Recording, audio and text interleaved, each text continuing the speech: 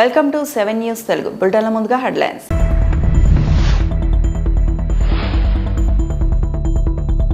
విద్యార్థులతో AP speaker Ayyanna సరదా chit-chat.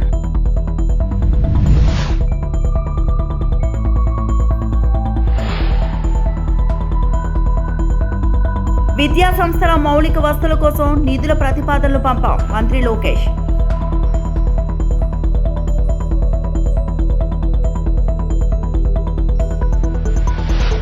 Modi పాలన బ్రిటిష్ పాలనను తలపిస్తోంది. PCC chief Mahesh Kumar Goud.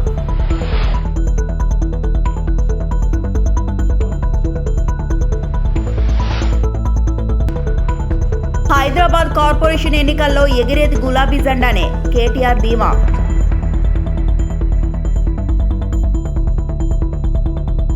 రాష్ట్రంలోని పలు విద్యా సంస్థల్లో వసతుల కోసం ఆర్థిక శాఖకు ప్రతిపాదన పంపించామని, త్వరలోనే పనులు పూర్తి చేస్తామని మంత్రి లోకేష్ తెలిపారు. శాసనసభ ప్రశ్నోత్తరాల సమయంలో పుట్టపర్తిలో ట్రిపుల్ ఐటీ ఏర్పాటు చేయడం సహా పలు కళాశాలలో మౌలిక వసతుల కోసం నిధులు కేటాయించాలని ఎమ్మెల్యే పల్లె సింధూరారెడ్డి అడిగిన ప్రశ్నకు మంత్రి సమాధానం ఇచ్చారు. నారా చంద్రబాబు నాయుడు గారు దీనికి 3 crores అమౌంట్ శాంక్షన్ చేసి ఇచ్చారు అధ్యక్ష. మొదటి ఫేజ్ కింద 50 లక్షలతో పని ప్రారంభమైంది అధ్యక్ష. కానీ గత ప్రభుత్వం అది పట్టించుకోకపోవడం వల్ల పనులన్నీ అర్ధాంతరంగా నిలిచిపోయాయి అధ్యక్ష. మీ ద్వారా మంత్రి వారికి అసంపూర్ణంగా ఉండే బిల్డింగ్ ఫోటోలు అన్నీ పంపిస్తాను అధ్యక్ష. సో ఈ ప్రాజెక్ట్ని కంప్లీట్ చేయడానికి అమౌంట్ శాంక్షన్ చేయాల్సిందిగా మీ ద్వారా మంత్రి వారిని కోరుతున్నాను అధ్యక్ష. ధన్యవాదాలు అధ్యక్ష. ఆంధ్ర రాష్ట్రంలో ఒకసారి మనం చూస్తే అధ్యక్ష 4 RGUKT క్యాంపస్లు ఉన్నాయి అధ్యక్ష. ఇప్పుడే సుందరారెడ్డి గారు చెప్పినట్లు ఇప్పుడు నూజివీడి క్యాంపస్లో కూడా ఇంకొన్ని పర్మనెంట్ ఫెసిలిటీస్ పూర్తి చేసడానికి 60 కోట్లు ఖర్చు అవుతుంది అధ్యక్ష.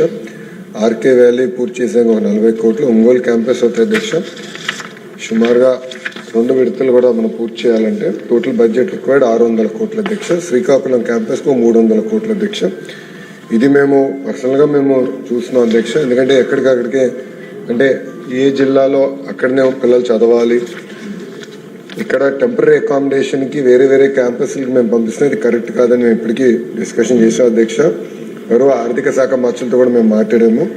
కేంద్ర ప్రభుత్వం కొత్త స్కీమ్ కూడా శాస్కి స్కీమ్ తీసుకొచ్చింది అధ్యక్ష. ఆ స్కీమ్ ద్వారా ఈ క్యాంపస్ కన్స్ట్రక్షన్ అంతా దాంట్లోకి డిపిఆర్ తయారు చేసి ఆ స్కీమ్ ద్వారా కూడా డబ్బులు తీసుకోవాలని మంత్రి గారు కూడా మాకు ఆదేశాలు జారీ చేస్తాం జరిగింది అధ్యక్ష.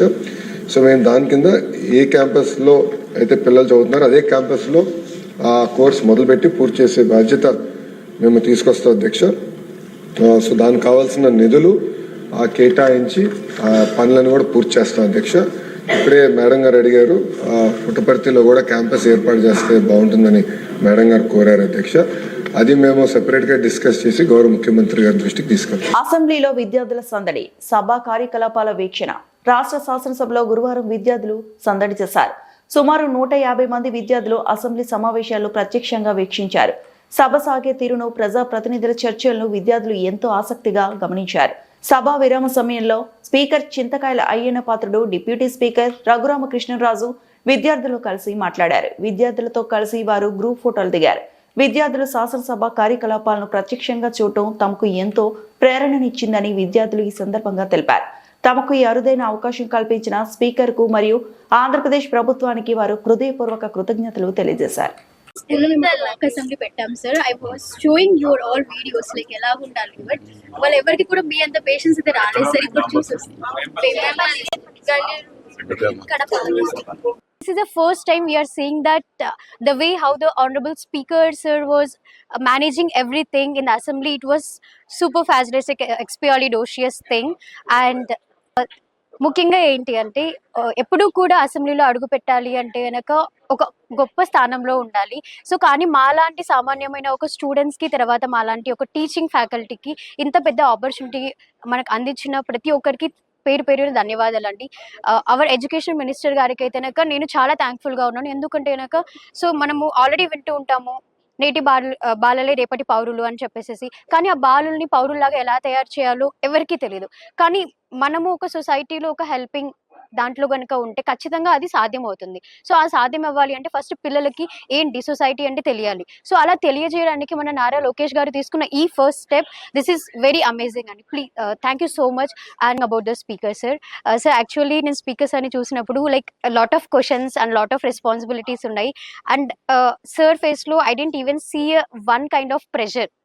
Sir have handled all the questions so well and అక్కడ అంతమంది క్వశ్చన్స్ రేస్ చేస్తూ ఉంటారు. అసలు ఎక్కువ డిస్టర్బెన్స్ కూడా లేకుండా అంత చక్కగా అసెంబ్లీ అంత పీస్ఫుల్గా హార్మోనీ ఉన్నింది. సో పిల్లలు దాని నుంచి బాగా నేర్చుకున్నారు. వీ వర్ థింకింగ్ లైక్ అక్కడ ఏమైనా గొడవలు జరుగుతాయి like that, but it was so harmony. So మేము కూడా మా పిల్లలకి ప్రౌడ్గా చెప్పుకోవచ్చు like we are having such kind of leaders where no dispute is there. అందరూ హార్మోనియస్గా చేసినందుకు sir, honourable speaker sir, you are inspiration truly for all the students and for all of us. Thank you. Andhra Pradesh 16వ శాసనసభ 5వ budget సమావేశాల తొలి రోజే సభలో భావోద్వేగ వాతావరణం నెలకొంది. నిన్న గవర్నర్ ప్రసంగం సమయంలో చోటు చేసుకున్న పరిణామాలపై స్పీకర్ అయ్యన్న పాత్రుడు తీవ్ర ఆవేదన వ్యక్తం చేశారు. సభ్యుల ప్రవర్తన పట్ల సభా గౌరవం దెబ్బతింటుందని ఆయన వ్యాఖ్యానించారు. యువతకు మరియు విద్యార్థులకు చట్టసభల పనితీరుపై అవగాహన కల్పించాలనే సదుద్దేశంతో లోకేష్ మాక్ అసెంబ్లీ అనే కార్యక్రమాన్ని రూపొందించారు. ఈ కార్యక్రమానికి దేశవ్యాప్తంగా ఎంతో గుర్తింపు లభించిందని, ఇతర రాష్ట్రాల ప్రతినిధులు సైతం దీన్ని ప్రశంసించారని స్పీకర్ గుర్తు చేశారు. నిన్న గవర్నర్ ప్రసంగిస్తున్నప్పుడు సభలో జరిగిన దృశ్యాలు నన్ను కలిచివేశాయి. సభ్యులు నినాదాలు చేస్తూ కాగితాలు చింపివేయడం వంటి చర్యలు అత్యంత బాధాకరంగా ఉన్నాయని స్పీకర్ అన్నారు. వేలాది మంది పోటీ పడితే కేవలం 175 మందికి మాత్రమే దక్కే అరుదైన గౌరవం ఈ సభలో సభ్యులుగా ఉండటం అని, ఆ గౌరవాన్ని కాపాడుకోవాల్సిన బాధ్యత అందరిపై ఉందని ఆయన గుర్తు చేశారు. రాష్ట్ర వ్యాప్తంగా దాదాపు 200కు పైగా విద్యా సంస్థల నుండి విద్యార్థులు అసెంబ్లీని చూసేందుకు ఆసక్తి చూపుతున్నారని స్పీకర్ తెలిపారు. మనం చేసే పనులను చూసి ఆ పసిపిల్లలు ఏం నేర్చుకుంటారు? చట్టసభలంటే వారికి చులకన భావం ఏర్పడితే దాన్ని మనం మళ్లీ మార్చలేము అని ఆయన ఆందోళన వ్యక్తం చేశారు. సభా గౌరవాన్ని పెంచలేకపోయినా పర్వాలేదు, కానీ దిగజార్చే హక్కు మాత్రం ఎవరికీ లేదని స్పీకర్ స్పష్టం చేశారు. నాకు ఎందుకో బాధ అనిపించింది. ఆ బాధని సభలో వ్యక్తం చేయవలసిన అవసరం కూడా ఉందని చెప్పి నేను భావిస్తున్నాను. మీరందరూ తెలుసు, మన లోకేష్ గారు ఒక మాక్ అసెంబ్లీ అని చెప్పి రాష్ట్రం పెట్టాం.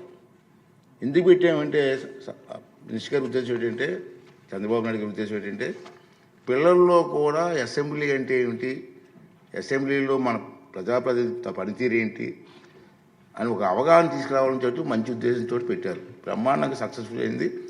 మేము ఎన్నో రాష్ట్రాలు తిరిగాం. మధ్యని డిప్యూటీ స్పీకర్ గారు మేము లక్నో ఎన్ని తిరిగాం. అక్కడ కూడా బ్రహ్మాండం చేశారని వాళ్ళు కూడా మనకు ప్రశంసించారు. అయితే నిన్న సంఘటన గవర్నర్ గారి స్పీచ్ విషయంలో నాకైతే చాలా బాధ అనిపించిందండి. ఇది సభలో మాట్లాడితే ప్రజలకు కూడా వెళ్ళవలసిన అవసరం ఉందని నేను భావించాను. అందుకే చెప్తున్నాను, మీకు ఆల్పల్ మిస్ చెప్తాను. మన అందరం బాధ్యత గల ప్రజాప్రతినిధులు. ప్రజలు ఎంతో నమ్మకంతో మనకు ఓటేసి ఇక్కడ పంపించారు. వేలాది మంది పోటీ పెడితే కేవలం 175 మందిమే ఇక్కడ కూర్చొని అరుదైన గౌరవం మనకు దక్కింది. మనం ఏ పని చేస్తున్నా, సభలో ఉన్న, సభ వెలుపల ఉన్న ఈ విషయం గుర్తుంచుకోవాలి. సభా గౌరవాన్ని పెంచకపోతే పర్వాలేదు, కానీ దిగజార్చే హక్కు మాత్రం మనకు లేదు అన్న విషయాన్ని ప్రతి ఒక్కరు గుర్తుంచుకోవాల్సినటువంటి అవసరం ఉంది. దురదృష్టవశాత్తు నిన్న మనం ఆహ్వానం మేరకు సభకు వచ్చేసిన గవర్నర్ గారు ప్రసంగిస్తుండగా మనం చూసిన దృశ్యాలు మనకు ఖచ్చితంగా తలవంపులు తెచ్చేవే. చాలా బాధ అనిపించేది. ప్రజలు మన నడవడికని నిశ్చంతగా కనిపెడుతూ చూస్తూనే ఉంటారు. అవకాశం దొరికినప్పుడు బుద్ధి చెప్పడానికి వెనకాడరు. నాకు మరీ బాధ కలిగిన విషయం ఏంటంటే, విద్యార్థుల్లో చట్టసభలు అంటే అవగాహన పెంచే ఉద్దేశంతో వారిని సభా కార్యక్రమాలకి చూసేందుకు ఆహ్వానించాను. రాష్ట్రంలో ఉన్నటువంటి అన్ని కాలేజ్ స్కూల్స్కి అన్నిటి కూడా మెసేజ్ పంపించి, ఇలాగ అసెంబ్లీ జరుగుతుంది, మీకు ఇంట్రెస్ట్ ఉన్న వాళ్ళ స్కూల్స్ ఎవరు ఉంటే మాకు మెసేజ్ ఇవ్వమని చెప్పి నేను అందరిని ఆహ్వానిస్తే చాలామంది వచ్చారు. వచ్చి ముందుగానే మెసేజ్లు ఇచ్చి పలానా డేట్ అని రావడానికి సిద్ధం. రోజుకి నిన్న చూశారు మీరు, మా అధికారులు చెప్పారు, ఇప్పటికే 200 పైగా విద్యా సంస్థల నుంచి 200 కాలేజీల నుంచి మనకి మెసేజ్ వచ్చింది. మా పిల్లలు తీసుకొస్తామండి, మాకు అవకాశం ఇవ్వండి అని. అది ఈ అసెంబ్లీ టైంలో అందరికీ రోజుకు ఒక స్ఫూర్తి ఇస్తున్నాం. వాళ్ళు కూడా అసెంబ్లీ ఏంటి అన్న అవగాహన వస్తున్న ఉద్దేశంతో మీకు తెలుసు ఒక సదుద్దేశం ఏంటంటే విద్యార్థులకు రాజకీయాలన్నా చట్టసభలన్నా ప్రజాప్రతినిధులన్నా సానుకూల అభిప్రాయం కలగాలన్న ఉద్దేశంతో వారిని ఆహ్వానించాను. కానీ మనం చేస్తున్నది ఏమిటి? గవర్నర్ గారి ప్రసంగాన్ని నినాదాలతో అడ్డుకొని కాగితాలు చింపి వెదజల్లని సభ్యుల ప్రవర్తన చూసి ఆ విద్యార్థులు ఏం నేర్చుకుంటారు?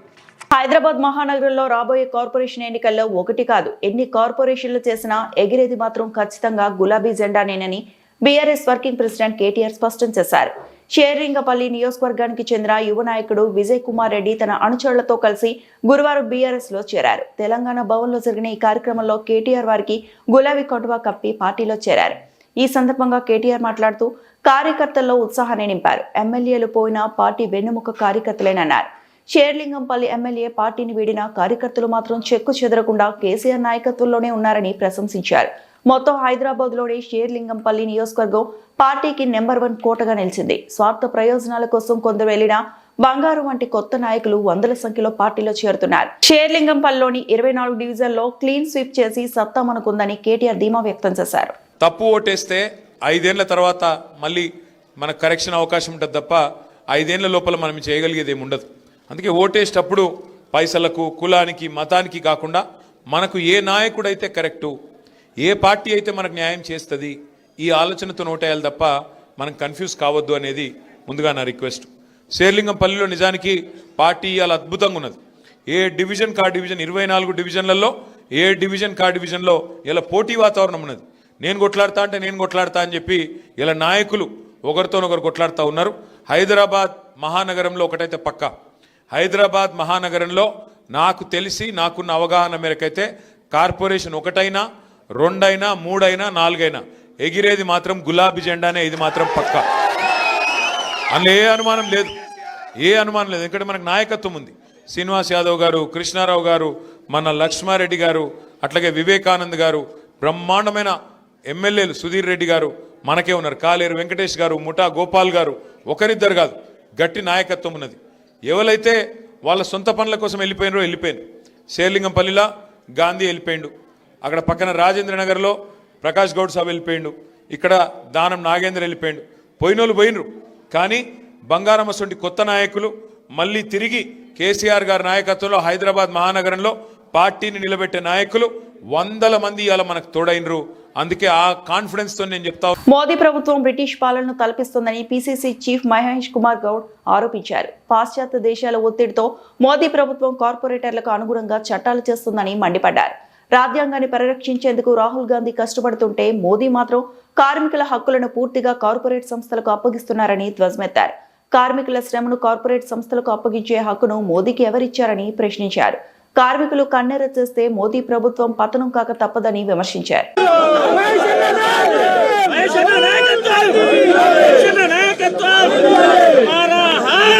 అందరికీ నమస్కారాలు.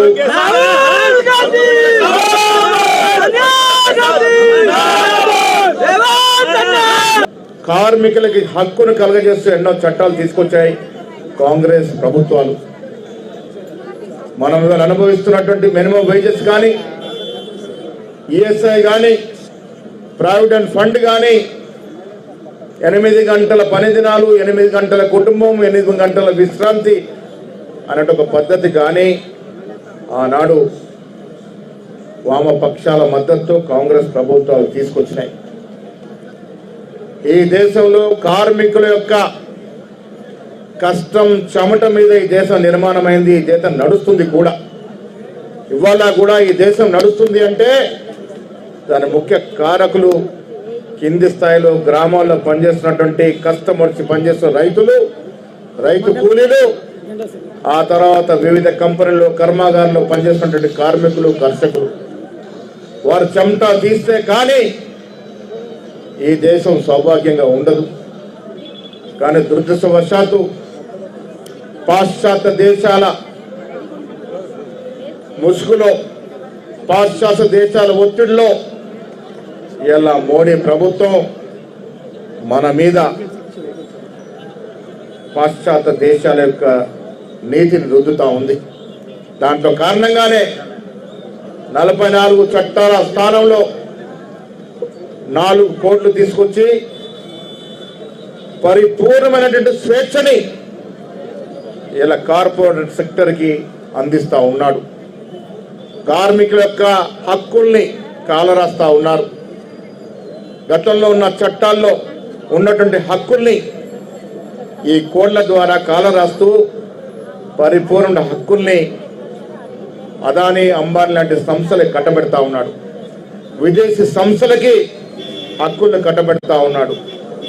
ఇందాక మా సోదరుడు పద్మగా చెప్పినట్టుగా ఇది పూర్వకాలం బ్రిటిష్ సామ్రాజ్యాన్ని తలపిస్తా ఉంది.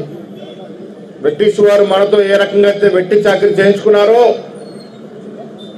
అదే రకమైనటువంటి వెట్టి చాకిరిని ఇప్పుడు మన కార్మికులు, కర్షకుల ద్వారా నూతనంగా ప్రవేశపెట్టిన లేబర్ చట్టాలను రద్దు చేయాలని డిమాండ్ చేస్తూ గురువారం చేపట్టిన దేశవ్యాప్త కార్మిక సమ్మెకు రవాణా రంగ కార్మికులు మద్దతు తెలిపారు. హైదరాబాద్ ఆటోనగర్లో వారు పాల్గొని జీవో కాపీలను తగలబెట్టారు. కార్మిక సంఘాలు తలపెట్టిన దేశవ్యాప్త ఒక రోజు సమ్మెను విజయవంతం చేయాలని తెలంగాణ రాష్ట్ర ఇసుక లారీ యజమానుల సంఘం రాష్ట్ర అధ్యక్షుడు సుర్వి యాదయ్య గౌడ్ కోరారు.